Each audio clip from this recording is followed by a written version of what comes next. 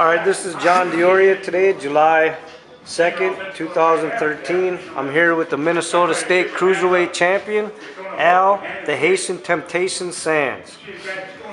Thanks for having this interview with me, Al. First off, where do you box out of?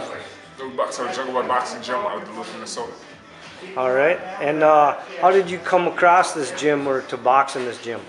About 6 years ago, I met Zach when I was out on the lake with a few friends, and he invited me up to the gym. About a month or so after that, showed up at the gym for my first day and loved the workout, and I just kept on going with it. Okay, tell me a little bit about your background, Al. Okay. I was adopted. I was born in Haiti, adopted when I was 18 months old, to Duluth, Minnesota.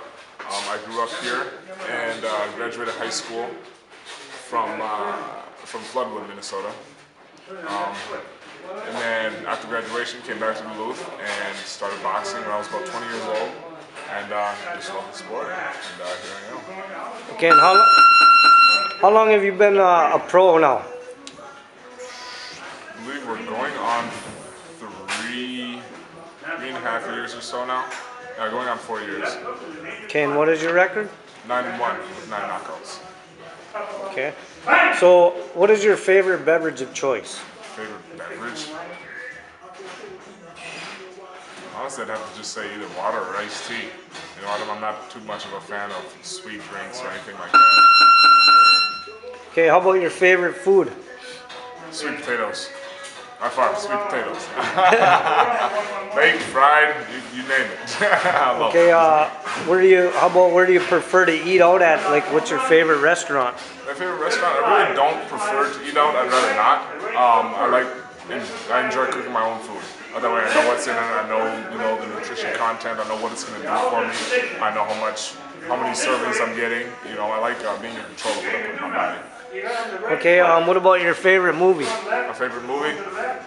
That's a good one. I'd have to say at the moment. It's a tough one. I have to say 300 at the moment. It's one of my favorite movies. It's a pre-fight movie. Pre-fight ritual. I have to watch that once or twice. The day or two before the fight. Okay, and who's your favorite boxer? My favorite boxer, I'd have to say Joe Lewis. We've been through hard times. He grew up during the Civil Rights era. He came up in the Civil Rights era. He had to deal with a lot of adversity, being a professional athlete, not being very well spoken, and that kind of thing. And he still came out to be a world champion. Okay, and I think we already covered a little bit about how you got started in boxing, but if there's anything else that you want to go over, how you actually got into the sport of boxing? I've always wanted to do something different. I've always been an athlete growing up, been through high school. I've loved athletics. I love being active. And above all, being adopted from a completely different country, I love being different. And I didn't want to be just your typical football player, typical basketball player, or the typical team sport kind of guy. Your typical jock, I guess you could say. I wanted to be different, and boxing kind of affords me that opportunity and really separates me from just about from all other sports out there. Okay, so now if a kid today wants to learn more about boxing or get involved, how do they do that? Give us a call. You can hit me up on Facebook. Just look up Al Sands or the Haitian Temptation, shoot me a message, or stop by the gym at any time. We're at the 914 West 3rd Street in Duluth, Minnesota. Jungle Boy Boxing Gym, right here in observation. Just stop by between 3 and 6, and we'll get you started. Okay, and what advice would you give them? If you're not sure about it, it all depends on know what you want out of it. If you're not sure kind of what you want to come in just for the workout, come on in for the workout. Be prepared to work hard. Don't half-step the training. You're just fooling yourself. There's a lot of people that come in, and they do it just so they can hold the title of, yes, I'm a boxer.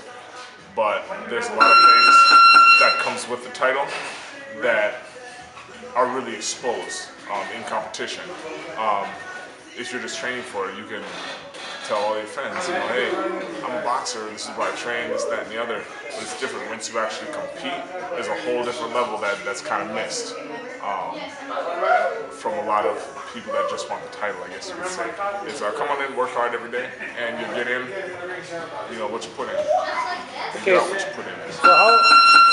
So how has boxing changed your life, and what lessons have you learned from training?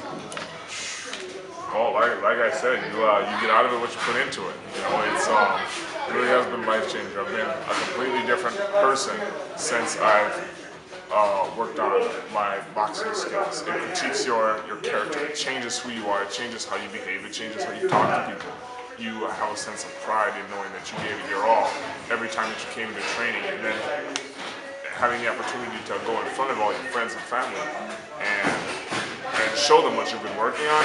It's really been great, and it really gives you something to keep working towards. You know, boxing is one of those sports that there's never a top. You know, there's always somebody out there who's training harder, who's bigger than you, who might know just one little thing that can beat you, and that's who you train to beat every time. It doesn't matter how many times you win, how many times you've trained, how hard you've trained, there's always going to be somebody, and there's always something to prepare for. Okay, and walk me through the last couple of days before a fight. Do you have any rituals, superstitions, habits that get you through the weigh-in or the fight day? Not really. It's a lot of the habits are all followed throughout training camp. You know, it's above all just work hard. You know, the hardest thing for me to do before the fight is not work out. You know, we go from training 3 times a day down to 2 times a day, down to 1 light time a day, and it's you just sit there just ready to go. And your body's like, earlier this morning, I was coming in for my 9 a.m. workout, and I still have a group that I instruct and I work out with, and my body just automatically started sweating, getting ready to work out, because I'm just used to it all the time, and having to calm myself down and take control and save that energy. But when it really counts, that's the hardest part. You know, a few days before the fight. Otherwise, it's just focus on the task at hand. You know, don't get sidetracked with all the other things around you, things that people say, things that other people do. It's just clear your mind of all of those kind of things, and everything will fall in place. You know, you focus all through training camp to get the most out of yourself and out of your hard work. The few days before is when it could all fall apart. Okay, so what is your meal of choice after the weigh-ins? Do you have one? Oh, I do, but I'm not telling everybody what it is. You're not getting that out of me. Okay, that's an Al Sands secret right, that's there. Al Sands secret. All right, what or who has been the #1 motivator of you as you go through the ups and downs in training and your fights? Obviously, my manager now. I've been learning from him since day one. Since I first came into the gym, since I first met him on the beach even. You know, I've been learning a lot of things from him. Just about being a very well-known, being a public figure, you know, in your community, doing things for your community, training other people, and also training yourself to be the best you can be. I've been learning from him for years, and I'll continue to do so now that I've turned professional. Okay, so after a fight, what do you do for the next week? Next week? Just relax, I guess. You know, it's like I said, it's hard to go from working out 3 times a day to 2 times a day to 1 time a day to nothing at all for a couple of days. You know, it's I just get back active. You know, get back to the regular schedule. You know, get my runs in, do a little bit of weightlifting. You know, stay away from striking anything. But otherwise, it's just getting back into the regular rotation of everything. You know, that way you never fall off, you never miss a step. You can build on everything that you just worked up to from your last fight. Okay, I'm going to touch on the upcoming fight if people don't know about it. What is your game plan for the July 6th fight? You're facing Justin Howes. Win. You know, the game plan is to win. That's what we train for. That's what we work for. I just want to use my jab, move around. We have a brand new ring, a large ring at this point, at this event. So it'll be interesting. You know, I definitely have a lot of new skills that I've been working on. A lot of new things I want to bring to the table and showcase at this fight. And the bigger ring, you know, the great venue, the atmosphere, it all affords me that opportunity. It's state champ against state champ, and I want to represent Minnesota well. Okay, and what do you know about your opponent, Justin Howes? He's a big puncher. Big puncher. He's 13-4 with 11 knockouts. He is the West Virginia state heavyweight champion. he's active. He has the chance to take you out. He's going to go for it. You know, he likes to move around. He has a few tricks up his sleeve. Big, tall guy. He's got a great record. He fits the bill. It'll definitely be a lot of power punches thrown in this fight. I'm excited to bring my new skills to the table. Okay, and so beating Justin Howes, what does that do for your career? It's big. He's got a great record. It's state champ versus state champ. You know, may the best man win. And, I want to represent Minnesota on a national level in the cruiserweight division, and this affords me that opportunity. Okay, so if you could fight anybody after this fight with Justin Hughes in the cruiserweight division, who would it be?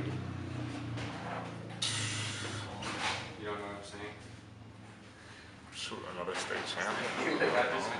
So you don't have any boxer in particular that you would like to match up against? No names in particular?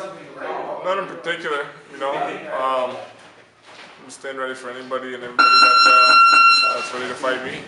You know, if shoot, I know once I get to the level I want to be at, they'll come calling. And better, we'll step up there. Okay, so what does being the Minnesota Cruiserweight Champion mean to you? Keep your eye on the fighter.